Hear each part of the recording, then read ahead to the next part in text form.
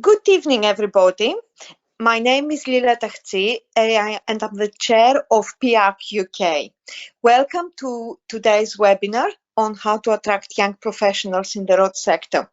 I am having a little bit of an IT issue, technology issue, so I'm afraid I can't put my camera on, so please do forgive me. I am here and you've got my full attention, but I can't put the camera on.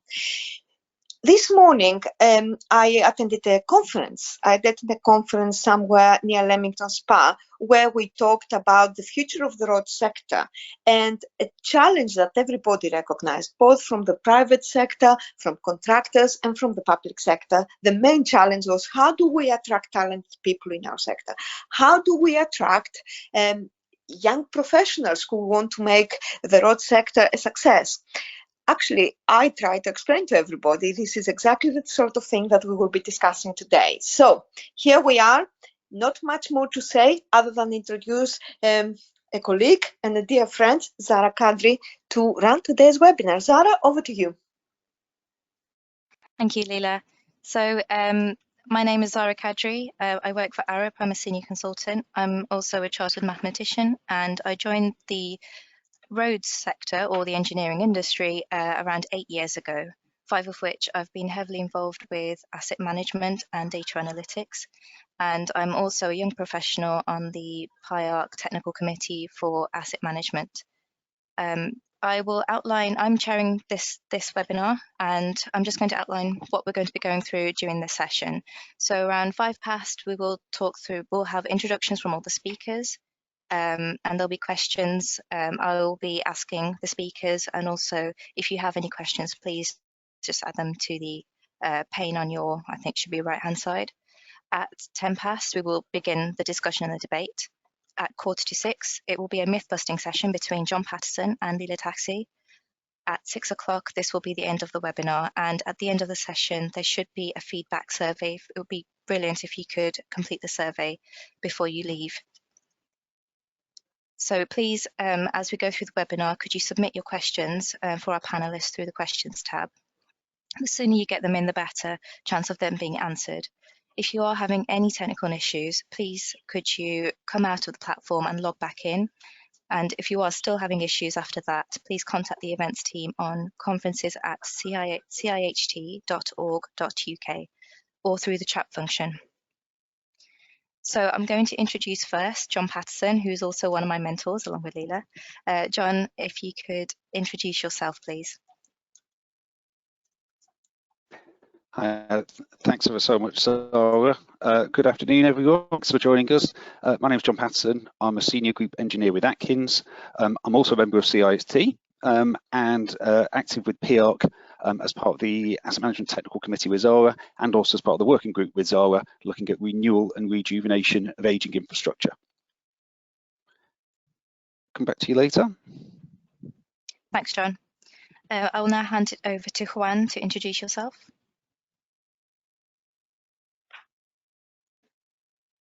Good afternoon, everyone. I'm Juan Cañavera Herrera. I'm a civil engineer, and I'm working currently as a graduate sustainability and resilient consultant for AECOM in London.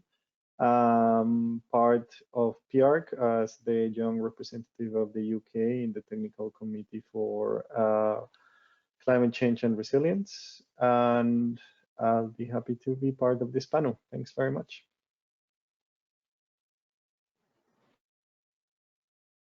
Thanks, Juan. And also Marina, who's our third speaker. Hello, thank you very much. Thank you for having me today with you. I'm Marina Domingo Monsonis, the Communication Manager of the World Road Association, PIARC, since 2017. And I'm in charge of the external communication through a lot of channels like webinars, website, social media, etc. And also for the internal communication within the more than 20 technical committees and task forces that make up PIARC. Thank you.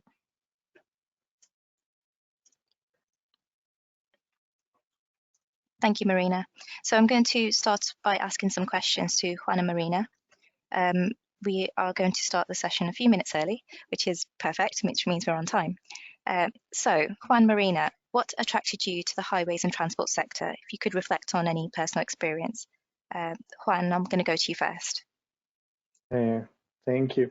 So I'll start with the kind of like the funny answer to it, and it's like I'm a civil engineer, and there's two things that you can do. You can either build up or you can build horizontally, and I'm afraid of heights, so I ended up choosing to build horizontally, so that's why I went for roads. But in a serious note, I'm really into connecting people in different ways, and I think that's the principal objective and function of roads. And I have always been interested in how to improve the ways in which we connect communities, we connect people, we connect countries, and that's why I ended up working for the transport sector.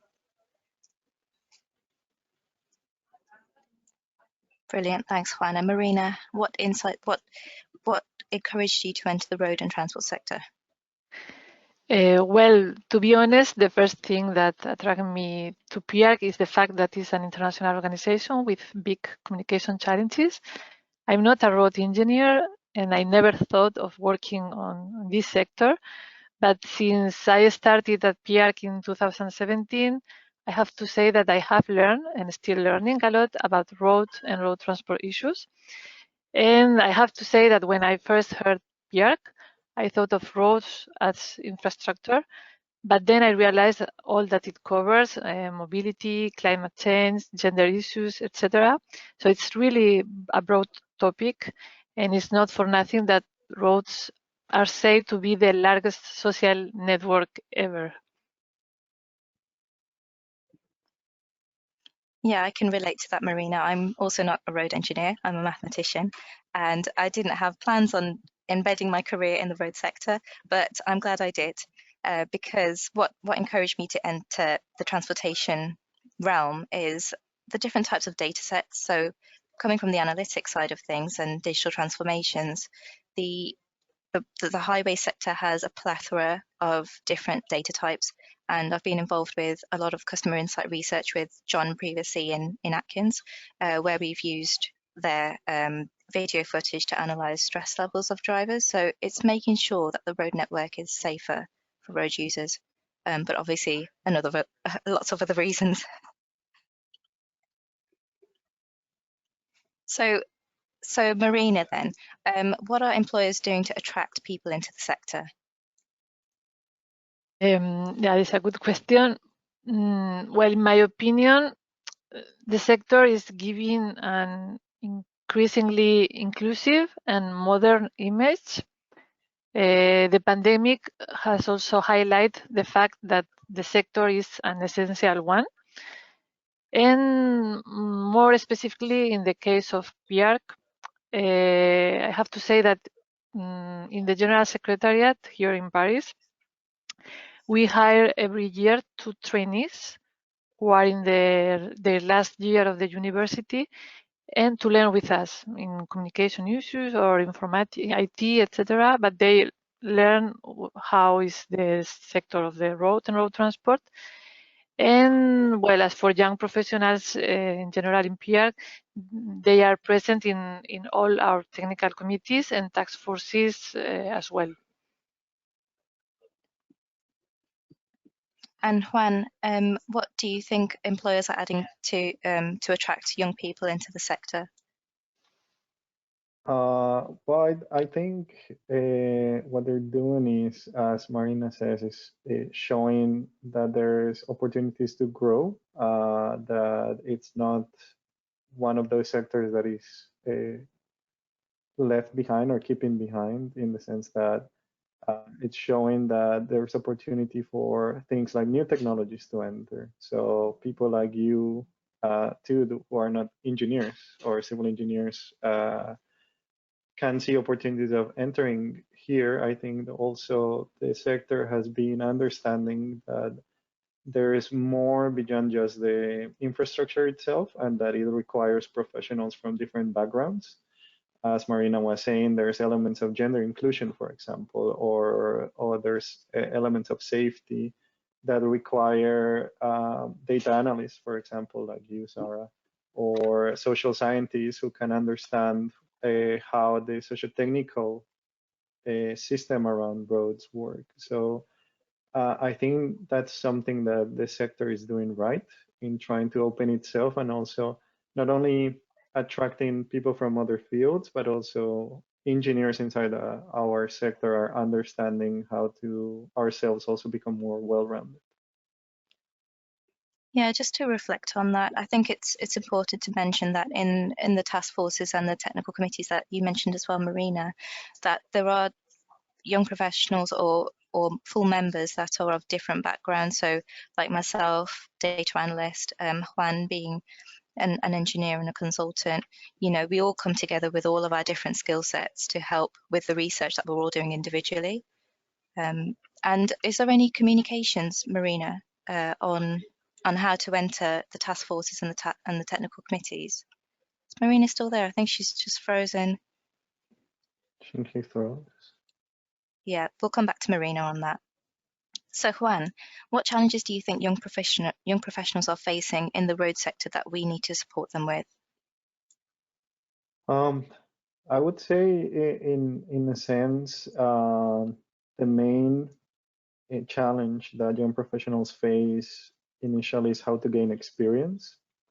And I think this is not something that is particular to our sector, but something to regarding the whole economic system at the moment, in which there seems to be a gap in between, or there seems to be difficulty in finding jobs, in the sense that companies are always looking for experienced people, but there are many times not offering that experience. So there's that gap in how do you get into your first steps to be able to reach higher levels or different kinds of jobs. And what I think could be great is that companies and other kind of organizations, they should start thinking on how to fill all of the steps in the ladder and have systems of apprenticeship or systems of mentorship, as you have with, for example, as you were mentioning with John and Lila, in the sense that more experienced professionals take on board less experienced professionals and help them grow in the progress, and then hopefully later those same young professionals can help other young professionals, and it's a continuous kind of process in which the new ones get to learn the know-how, get experience, get exposure. But I feel that many times companies are not thinking on including that and how to do that. And I think we have forgotten that education doesn't stop in university. Education is a continuous process. Education should be something that companies should also include in their work and think about it, because I feel that we have got to a point in which education is seen as, or educational institutions are seen as a place where, oh, you just create a professional in a package and then that package can immediately work on something, but that's not how people function. We're not software in a sense. So I think changing a little bit back to how things used to be, I think some years ago, in which there were more mentorship and apprenticeships programs, sorry, in companies will be something that will attract more young people towards, and I think that's easier perhaps in more younger sectors, and that's why younger people tend to go to younger sectors, because they see that they have opportunities to learn and there's more of that educational side. Yeah, yeah, I definitely agree. I feel that the road sector could be somewhat of a daunting space if you're a new, fresh civil engineer graduate, or like myself as a mathematician, not knowing what to expect, of course. But yeah, mentoring. So I've learned so much from Leela and John and my peers now, and my managers throughout my career so far.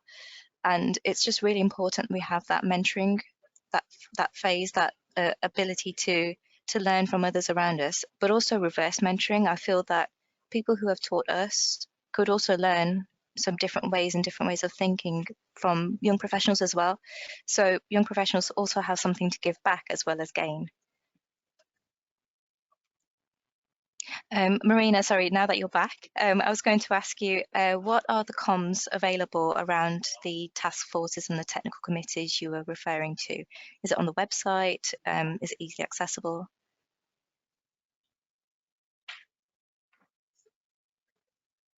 Sorry, I had problem with my connection. Could you repeat, please? Yes, sure. So the technical committees and the task forces you were referring to before, what are the communications around it? Is it easy to access, to find out more details for? Yeah. Well, sorry if I'm repeating any ideas, but I lost my internet connection, so I missed part of the conversation. But to answer to your question, from PIARC, we support the young professionals for the technical committees and task forces, as you said. We encourage the participation of young professionals in the association. The first delegates are encouraged to nominate young professionals under 35 years old from their countries as an associate members within the technical committees and task forces. There is one additional seat for young professionals per country and per committee or task force. And this brings a different perspective to the subject on the work discussion. We also have a close collaboration with universities on some of the events and products, and to encourage the vision of young professionals in the exchange of knowledge among experts. And well, in some of these events, they also have a reduced ticket price to help them to attend this kind of events. And we have also other communication channels. For example, for this, the variety of communication channels favors the access of younger audiences who make frequent use, for example, of social media. And in terms of communication tools, we have also a regular section in Root Rose magazine.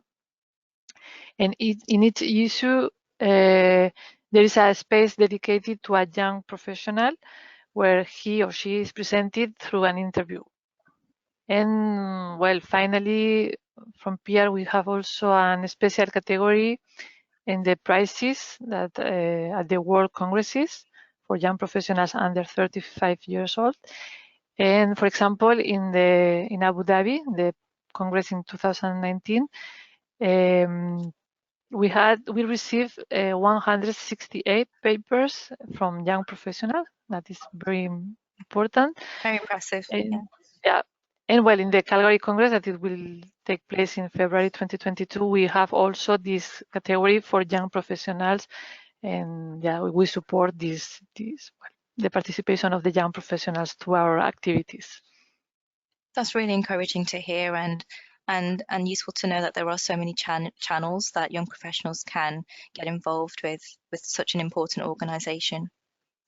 So I'm going to move on to my next question, which is, Juan, what have you gained from your PIARC TC experience, and how do you think it will benefit other young professionals?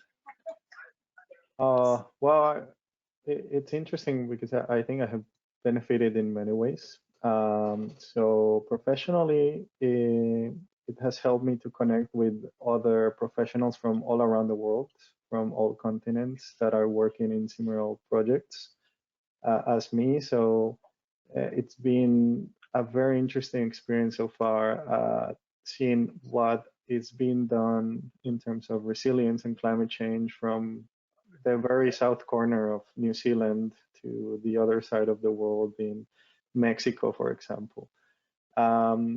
Also, it has helped me personally in being able to share my research that I did during my PhD in the University of Cambridge of using PIARC as an international organization as well to showcase it to more people, which has allowed for my own personal project to have more impact.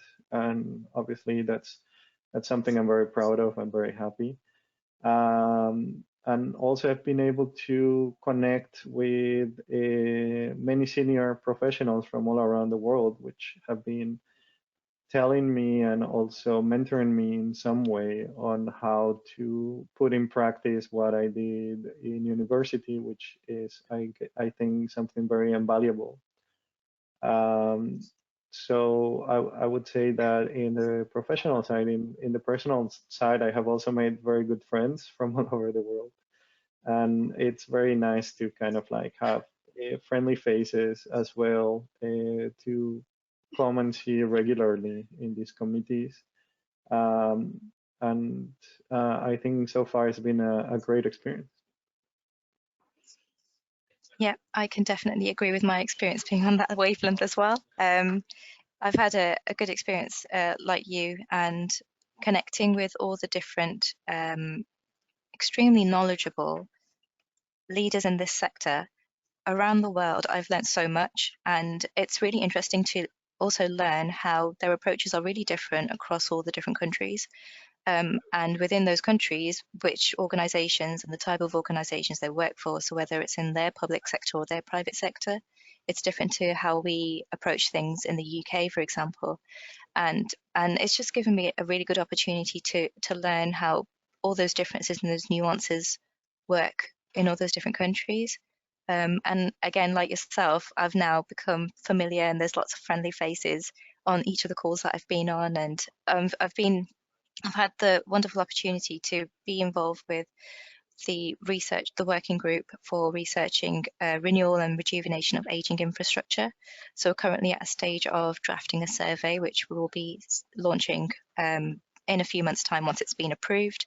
But it's just been a really good opportunity for me to learn with our colleague Pascal from France to develop this survey. John's leading this working group, but again, it's opportunities like this which, luckily Payout gives to young professionals to be involved in this type of research to hopefully build up an overall report at the end, which is widely accessible.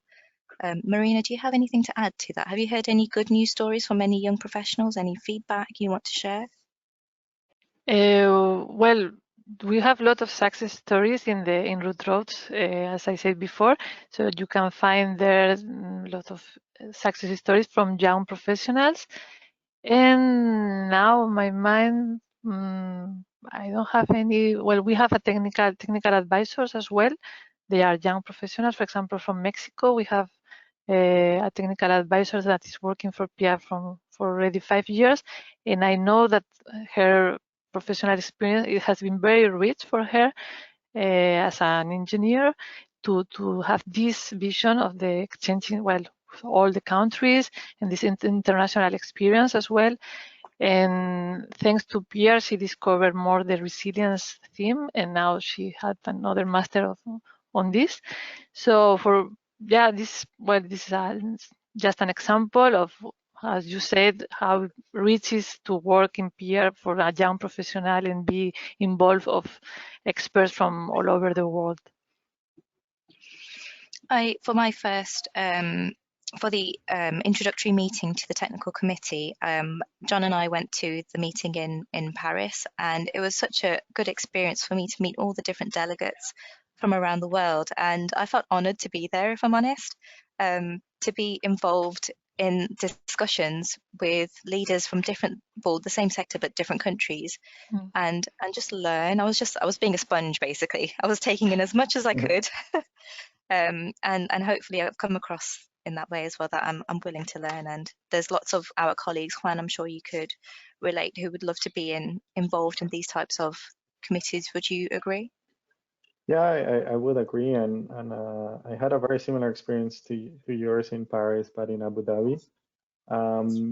For example, the International Framework for Adaptation of Road Infrastructure that PIARC developed in 2015 is such a benchmark report and framework that I used as a reference in my PhD. And then suddenly in Abu Dhabi, I was in a room with all the writers of the report, and I was like, this is just crazy. Like, I have been reading your work for so long, and I'm very happy now that I'm able to contribute to the new one, to the new version, bring in all the good, well, like the good intention critique I did of it in my PhD, so it can be a better thing. And in terms of other people wanting to join, I met, for example, I'm originally from Colombia, but I live in the UK, but in Abu Dhabi, I met other young professionals, for example, from Colombia, who was very, very interested in participating in road safety.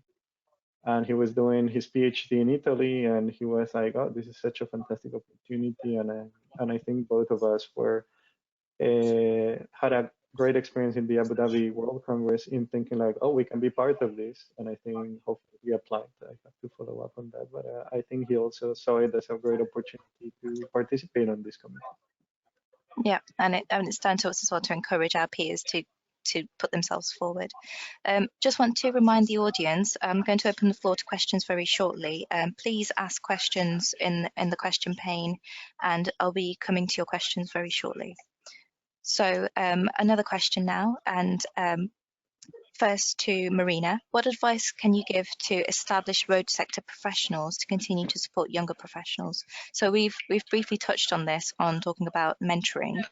Do you want to elaborate, or is there any other points you want to give? Yeah. Well, in general, it's important to always keep them in mind and include them in all the actions. And more specifically, I don't know if you already talked about this because I had my connection lost, but well, related to the question about the challenges of young professionals in the road sector, it could be said that professionals in the sector have to take into account the concerns of today's young professionals. So this is why in the presentation of the profession, of the sector, it's important to highlight such values as the green part of the sector, the inclusiveness that we already talked about that, and as well as the fact that the road and road transport sector is an essential sector for society. So, yeah. And Juan, what advice can you give to established professionals around you to support young professionals? Well, that's in the top of my mind, I think, is taking into account diversity backgrounds and not being afraid of sponsoring immigrants like me, for example. We can bring a lot of nuance and new experiences, as we were saying just before, just by looking at all the different ways in how a problem can be solved or is being tackled in different countries. I think, especially here in the UK, where so many young professionals come to study, it's a good opportunity for companies to tap into that social capital, human capital, sorry. My other advice would be to try to be always inclusive of young professionals in every work. It's very easy to fall into the trap that everything we do is common sense to others. And we tend to forget that what we do is something that we have learned through many years, especially senior people.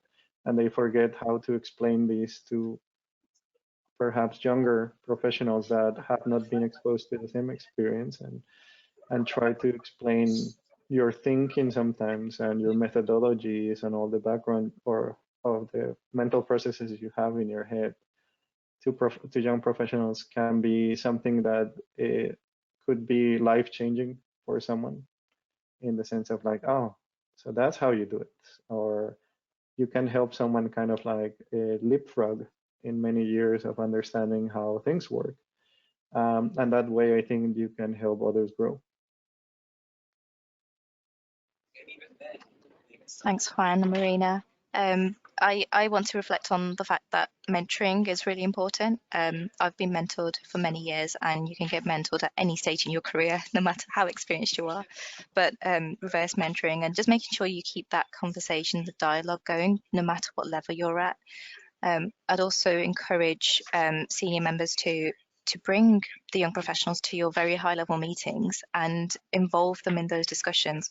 Whether they're involved in that project or not, there's something that each of us can learn in that situation. and put them forward for conferences, for awards, for speaking at events, for speaking on webinars. It's really important we encourage young professionals to take part of these conversations, because it allows them to network, it allows them to get their voice out there, their name out there, and we have a voice. People need to hear us. I'm just going to go across to the comments and questions. Please just add the questions in as and when they come to you. So comment from Leela where she's agreeing that we're all learning from each other, but it's not the only way in terms of mentoring. We need to have an open environment where we share and enable each other and that's what is needed for us. Anything on that you want to add, Juan, Marina? Well, I think what I would like to add is, following on my advice to senior professionals, is sometimes it's good to think out loud in front of younger professionals, in the sense of like, if you express out loud what you're thinking, how you're developing things, how you're solving problems, that can be lessons for others. Obviously, it doesn't have to be always. There's urgent moments where you just have to do things and perform them. But I think, and yeah, open up conversations, as Leela is saying. Like, it's very important to establish open spaces for communication between different professions. Yeah, I totally agree with that. Sometimes I feel afraid to ask a silly question. So if somebody is talking through their answers, and even if the answer isn't fully on board or fully formed, it still helps me understand what is actually going on in this project, or what their method and approach is going to be going forwards. It helps me and other young professionals around us know what is happening. Leaders asked a question. So Marina, from your experience working with PIARC, do you see differences in the way different countries encourage and engage young professionals? Yeah, well, I already answered to the question in the chat, and to be honest, I don't see big differences. So it's true that each country has the resources available. They are not all the same. And with this, they have different policies to include the young professionals. But in general, from my experience in PIARC, they all do this effort to include the young professionals. And in all of our technical committees and task forces, we have young professionals from different countries from all the world. So no, I don't see big differences, and it's good. So that's a good news, and yeah, don't know.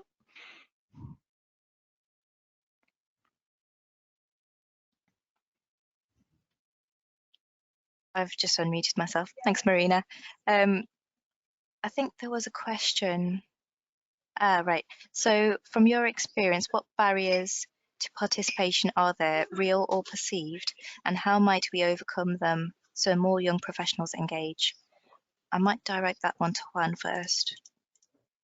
I think many times there's a perceived barrier, in the sense of thinking that we don't have anything to say or bring to the technical committees. And I think that's a little bit the fear I had at the beginning when I joined, because I was like, oh, well, everyone who is here is kind of like ministerial level experts, the biggest expert on road resilience of their country. And I'm just recently graduated PhD. But then it was a very happy surprise to see that they were very open to hear what I had done in my PhD research. They invited me to present it. And it just showed me that it was a very perceived barrier, in thinking that I didn't have anything of interest to them. And on the contrary, there was a lot, because obviously they're not following up the latest academic things. And they were very interested for me to kind of like bring that in, and kind of like say like, hey, this is freshly prepared from university, here is a new thing. And they were like, oh, this is super nice and interesting, let's see how we can apply it and include it. So that's one, and maybe a small barrier that can happen to people from certain nationalities is depending on how much their own country participates in the whole PIARC. And I faced that barrier being Colombian. I tried to enter first the technical committee through the Colombia technical lead, but he was not responsive. But thankfully, the UK was much more responsive, and they knew me from Abu Dhabi. So that's why I entered the committee that way. So perhaps we have to think of ways in which young professionals from developing nations can access the technical committees, perhaps bypassing the need for being nominated sometimes by national committees that are not too active. Because maybe in that way we can bring in very active and very motivated people that might not be in because of that barrier. Thanks, Juan. That's a really important point to encourage young professionals from developing countries as well. It just adds to that diversity of that talent pool and in our space, in our research space. And, you know, there's different pockets of the world that we're all constantly learning from, different ways of doing things, and our approaches are all diverse. So it's really important we have that diversity there and right in front of you to work with. Marina, is anything you want to add to that in terms of barriers? Well, from PIARC, one barrier could be, as Juan more or less said, the bureaucracy, because it's sometimes difficult from a high level within a ministry to get to know those who have recently arrived to the ministry of a country and who are obviously normally the youngest. But in general, thanks to the different levels of government that we have in PR, with, for example, the national committees, we try to make sure that these young people don't go unnoticed and they participate in the life of the association. And other barriers that I mentioned before could be, for example, the cost of attending events, or traveling, etc. But also for this, we try to implement solutions. Thanks, Marina. So there is another question. So your point that older professionals can learn from younger professionals, for example, less restrained thinking, has never been more important. For example, delivering net zero by 2050. How could we give you an even greater voice? Juan first, and I might have a go at answering that as well. Oof, that's not an easy question to answer, I think. First, well, in any communication, there needs to be channels. And I think the first step is creating those channels. Also, I think do things like what we're doing today to kind of like myth bust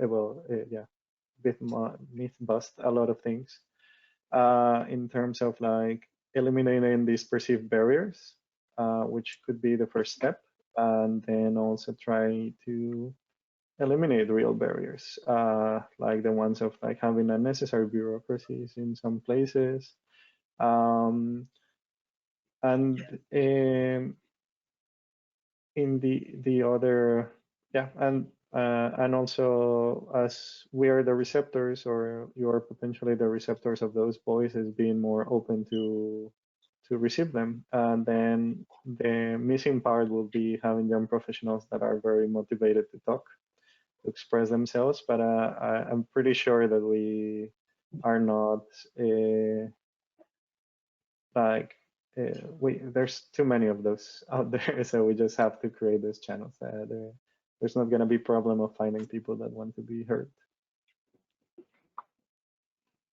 Yeah, I agree. I think opportunities like this, where you can have a webinar, or even in your own organizations, if there is a forum or a hub you can create where the senior professional doesn't have to be the leader for it. It could be the young professional could lead it with extra support. So that gives them managing experience, leadership experience, but also that mentoring that direct mentoring, and it allows you to build that community and network within your organization.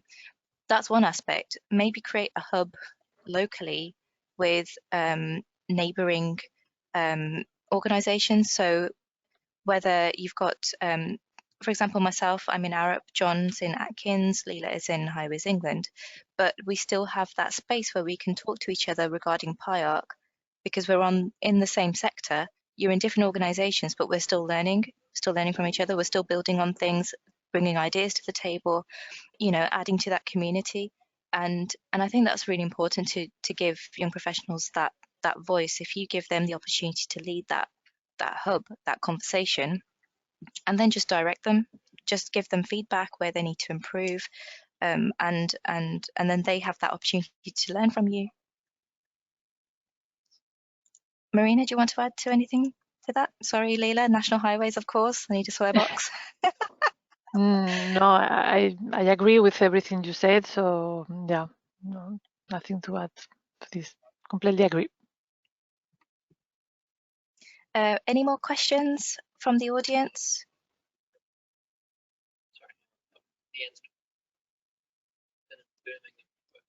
Oh, there is a point here. Thank you all for sharing your. Okay. Thank you all for sharing your journeys and experiences as young professionals in the road sector. I am from Tanzania, and in my very early years in my career in the sector, what would your advice be to young professionals from developing countries in connecting with peers and mentorship programs in the sector? How can we be involved? My family is from Tanzania, so it's very nice to see that someone has commented that. So if I could start this one, advice to young professionals in developing countries and connecting with peers, mentioned programs in the sector. Find someone who you feel you can learn from, and in your organization, sorry, I have colleagues around. If there is someone in your organization you feel you can learn from, speak to them, have a coffee with them, and arrange a session, whether that's 10 minutes of their time because they're so busy, or half an hour. Introduce yourselves and say why you want to learn this particular aspect, and is there a way that they could help you along the journey. If you could perhaps have 6 weeks, within 6 weeks have another chat, keep it quarterly, keep it brief, keep it long, give yourself a project and ask them to guide you along a specific project. That could be a way that you could find that mentor. So in my experience, if I've ever learned a lot from an individual, I've said, hello, can you be my mentor? If you have if you don't have enough time to mentor, please can you provide an hour of your time so we could talk through XYZ, and that this will help me greatly to improve something that I need to improve. Juan, Marina, anything you want to add? Yeah. Can I add? Yep. Yeah, I think my biggest advice would be to kind of like get a good hold on your online presence, on kind of like your online brand, so to say, especially in professional channels. So something that I was very lucky to have been advised is, for example, to make my Twitter quite professional, and also put a lot of effort in making my LinkedIn profile very kind of like professionally looking, very nice, everything very organized. If you want to have like a separate account, for example, in Twitter for your personal things and your professional things, that's also good advice. Don't try to mix both because sometimes it's very difficult. I say so because PIARC is very active on Twitter, and I was invited to be part of the technical committee through Twitter, through me engaging in the conversations that PIARC was having in Twitter regarding Abu Dhabi, regarding the call for young professionals. Patrick, the president of PIARC, wrote me, which was quite interesting. So he's very active. So sometimes we forget that there's real people behind the profiles, and sometimes it's good to kind of engage with them. So put a very professional picture in your profile, try to tweet only about a topic, make it topical. If you're interested like me in resilience, my Twitter feed is just about resilience. So people will see that you have a consistency. And in terms of LinkedIn, it's good to have a very full profile, up to date, with a good description.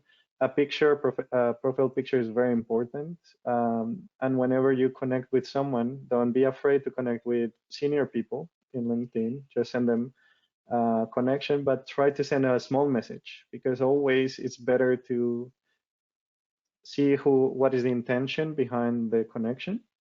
Sometimes many people send invitations in which you don't see their profile picture, so you have no idea who they are. And second, they don't say, why are they adding you? So what was crossing their head? So sometimes just a message saying, Sarah was saying, like, hey, I've seen that you're a senior professional in this sector. I'll be very interested in talking to you about mentorship opportunities or opportunities to join PIARC.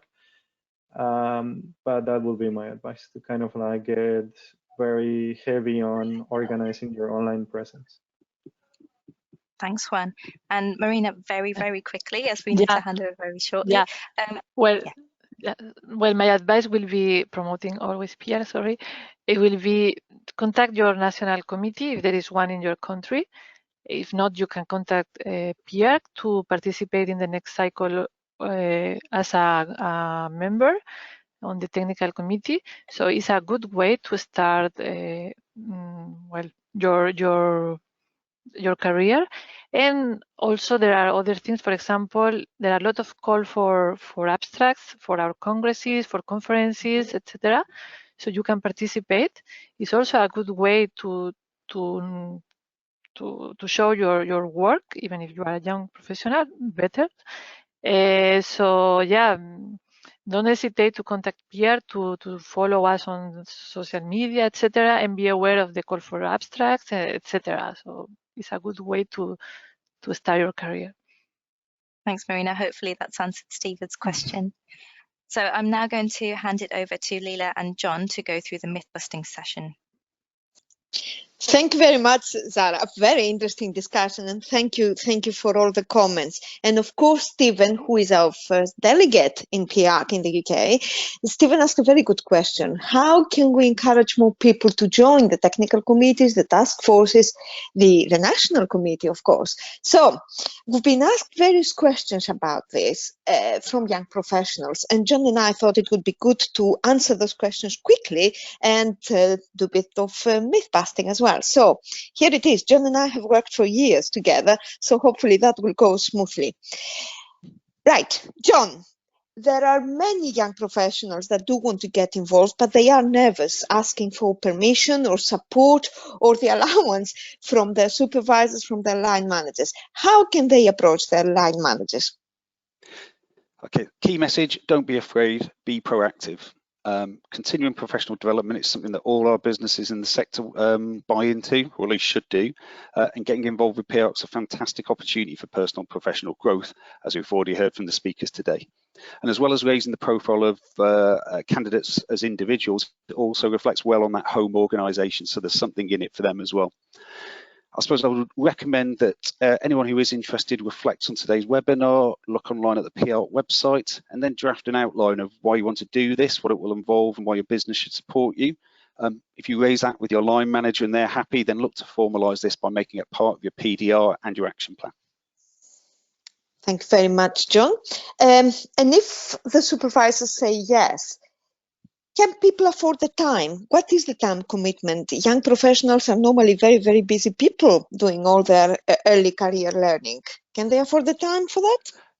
Yes, if you're willing to commit time to attend a webinar like this at the end of a busy day, or watch it on the the recorded playback of it, then committing the time to participate in PIARC activity, it's not that different, to be honest. The role of a young professional should be considered as similar to being an active member of a professional institution, rather than taking on a second job that you're trying to do alongside your day job. However, if you do want to devote more time and effort, then you're absolutely welcome to do so, and I'm sure you'll find it even more rewarding. What you get out is what you put in.